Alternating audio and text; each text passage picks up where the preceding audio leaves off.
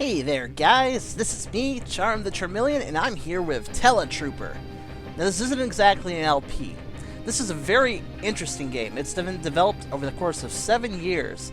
It kind of plays like a shoot 'em up, but it's top down, kind of free roaming, kind of like Star Fox all range mode sort of free roaming. I think Star Fox was even mentioned as a inspiration. But in any case, this game is extremely difficult. It's not an easy game. It's a lot of fun to play, but not the most fun thing to watch. At least I imagine you guys don't want to watch me fail left and right. And the highlights of this game really are the boss fights. So I figured, why not do a boss rush? That's the best part of the game, and I can give some good tips and strategies, because I bled sweat over this game. Oh my goodness, this game is so, well, difficult. So I have some good strategies to share with you guys. So let's get right into it, eh? Let's start off this video by reviewing the first boss of the game, the Blade Sentinel, at the end of the Titan Forest.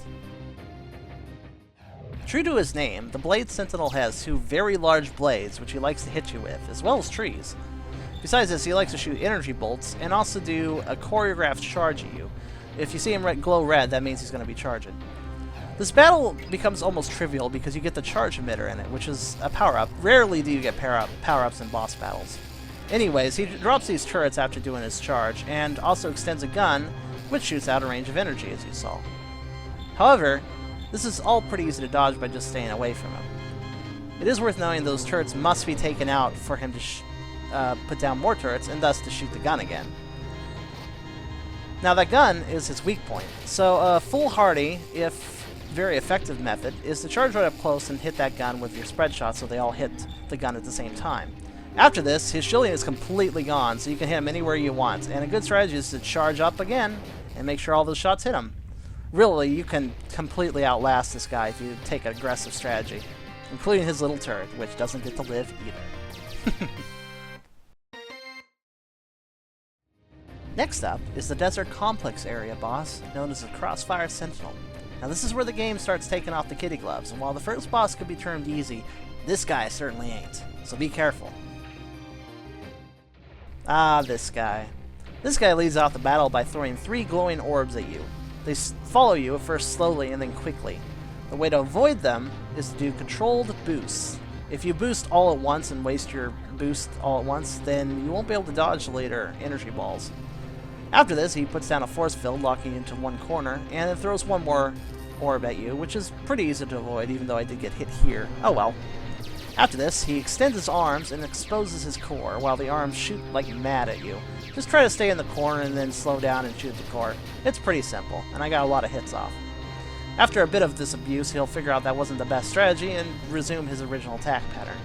Again, same strategy, boost occasionally, and really it's best just to boost when they're just about to hit you is probably the best time. Like, that was a really close one, but I dodged it just fine. One thing I kept having trouble with in this battle, and you might too, is that this battle is one of the few maps that actually has walls on the sides. Don't forget this and run into them, because that kind of hurts.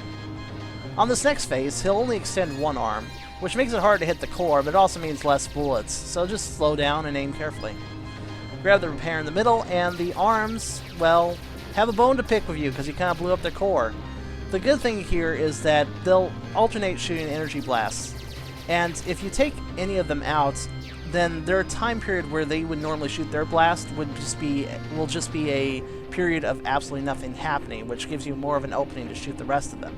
So playing aggressively like I did and just taking out one of them right away is a good strategy. Since they all keep facing the same direction as they originally were, it's easy to remember which ones you've shot and which ones you haven't. As you can see, they eventually will connect as long as there's at least 2 of them, and then spin around the battlefield randomly while trying to basically catch you up in their little web. When there's less of them, naturally this is easier to avoid. Even so, I keep getting hit by them. I'm not the brightest bulb in the light bulb shop. I don't know. But in any case, it's pretty simple. The less of them there are, the weaker they get. When there's only 1 left, it can't even do this little force-filled invulnerability randomly moving thing. So all it can do is the occasional shot, which makes the rest of the battle rather trivial. That's all there is to it. Next up, in the bowels of the weapons factory, is the Assault Sentinel boss. Now this is the first boss that you can't actually hurt, at least not at first. This is the first boss battle that actually introduces some unpredictability into the fight. He starts off this battle with a Gatling gun, follows it up by a laser, which is targeted, and then finally shoots some missiles at me. These 3 attacks can be used in any order, so be on your toes. Most of the attacks are easily avoided by just keeping your movement going forward. The targeted laser is perhaps the hardest to avoid, but a boost right at the beginning, right before it shoots, will generally avoid the first one, which is the hardest, and the rest will be avoided easily enough as well. Next, he connects to the conduit in the back and throws these mines everywhere. And these mines make it difficult to hit the jump pads, but basically you need to run over all 5 jump pads, and you do have a limited amount of time, so do hurry up if you can. Don't overshoot, because that will just make everything not work out. After this, the conduit will fill him up with some mines that he didn't want to have, and they'll kind of blow up on him, which is the only way to hurt him in this first phase. He will resume his normal attack pattern after this, but he will change it up just a little bit. Sometimes he'll shoot his Gatling gun an extra time, throw some extra missiles, or in this case, use a fourth volley of attacks. Nothing too crazy, but you do have to watch out for it. After this, he'll connect to the conduit again, and same as the first kind. It's generally a good idea to hit the back jump pads, the ones near the bottom first, because the mines tend to congregate there. As you can tell, the ones near the top of the screen generally are unguarded by mines, while the bottom ones are guarded. So it's generally good to hit the ones at the bottom first. I kind of only half followed my own advice there, but if you're having trouble with this fight, that's a good way of handling it. I'm actually getting quite beat up in this one, but I do manage to eke out a win all the same. Sometimes if you're doing badly, it doesn't mean you're going to lose. Just stay with it. Here you got me in a corner, which is a really sucky thing. Dodging the missiles, really the best way to do that is to circle him if you can, and if not, to zigzag back and forth as carefully as you can. Alright, conduit connection, 3rd time. This is the last time as long as you actually get all the jump pads. You gotta get 3 successful hits in for this first phase to end. And yes, this is only the first phase. I'm pretty beat up, but fortunately, the game is at least merciful in one way, in that long boss fights like this, you'll get a repair pack midway through. And this battle's just the same as that. Now he will shoot this gigantic missile, but that's not really the concern. The concern are the mines he leaves behind, which have a very long delay and then shoot out, as you can see, a large amount of bullets. The mines themselves don't hurt you, though. After this, he'll open up his core and shoot out a flamethrower. This is the only time you get to actually hit him yourself. And, of course, that's his weak point. It's easy to avoid that first gigantic missile, but the mine attack is easy to forget about. It's easy to avoid as long as you're flying in the right place, but it's just easy to forget it's there. But enough shooting into that core, and his flamethrower attack is so slow that it makes it easy to defeat him. Nextly, at the end of the very imposing energy hive area, is the Singularity Sentinel boss. This guy, I thought, was the final boss at first, because he's extremely different from the other Sentinels and very tricky. Let's take a look. I think the Singularity Sentinel is probably the most unfair boss in this game. First off, start in the corner. It generally makes all 3 of his random attacks easier to avoid. He starts out with his force field, which if you start in a corner, is easily directed, at least at the start, but basically you gotta follow the path that he forces you down. Sometimes that path can be impossible to avoid. If you see him move to the middle, that means he's going to be using his gravity well attack, which you actually want to get kind of close to, because if you stay close to him, you can see the debris coming before it hits you. Also, face a corner. You have more room to see the screen that way, rather than facing left, right, up, or down. After that's all over, in this case, he'll introduce his 3rd attack, and he will always do his 3 attacks, so the order is random. He'll put down a wall, and then start throwing these splitting plasma bolts, which themselves are not that dangerous, but the background is the killer here, as it's hard to see the shots. Then, this is his recharging phase, which doesn't last forever, but it does last a good while. Go around the outside of the shields, pick up all 3 power-ups to turn your ship into a sort of black hole thing, and then finally run the heck right into him. You're not invincible in that form, though, so don't run into the walls, run right into him. Then he'll resume his attack pattern. This time I actually managed to dodge all the debris from his black hole ability, which is good. And the reason you want to stay away from him is when he places down this wall, you can see he moves a lot faster. And it's really easy for him to just run you over if you're anywhere close to him when he decides to do that attack. Here I get beat up pretty bad, but that's alright. Starting in the corner, as I said, does make this force field attack a little easier to figure out which direction he's going to throw you in. But if he decides to throw you in a completely opposite direction, it is easy to accidentally hit the wall. As you see, now that we've hit him once after his recharging phase, when he did the force field attack, he actually tried to shoot at us, but it's mostly ignorable. Just keep moving. You have to anyways to not get hit, so it's kind of there to fake you out. So it's worth noting that the fusion knot ability has this powerful black hole around our ship thing is called.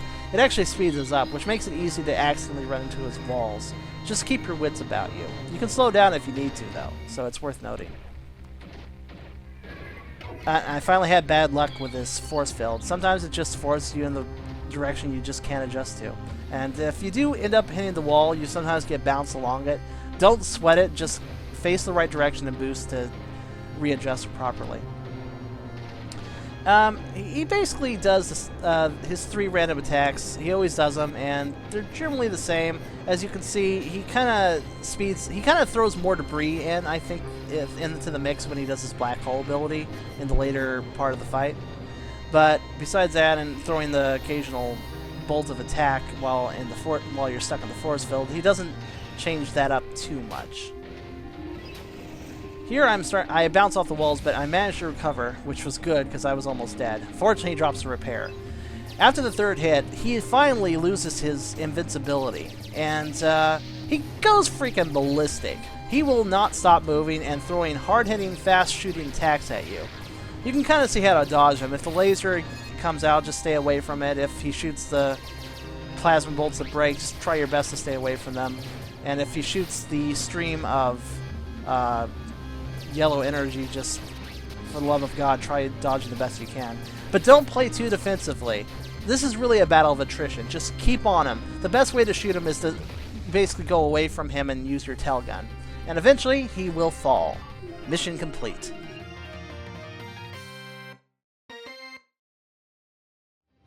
And finally, deep within the core of this planet, at the final approach, is the Sentinel Omega, the final boss of the game. And trust me, this guy is worthy of being the final boss to such a difficult game. Well, let's dive on in.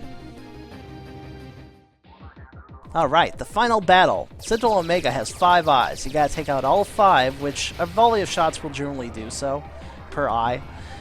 He has a lot of different attacks. Yellow bullets that shoot randomly and are easily avoided as long as you pay attention. The purple laser of doom thing, which you just gotta destroy the device generating the laser. His eye color will actually indicate what attack he's using. Purple for the laser, red for those missiles, green for this bouncing ball, which is rather easy to avoid, really.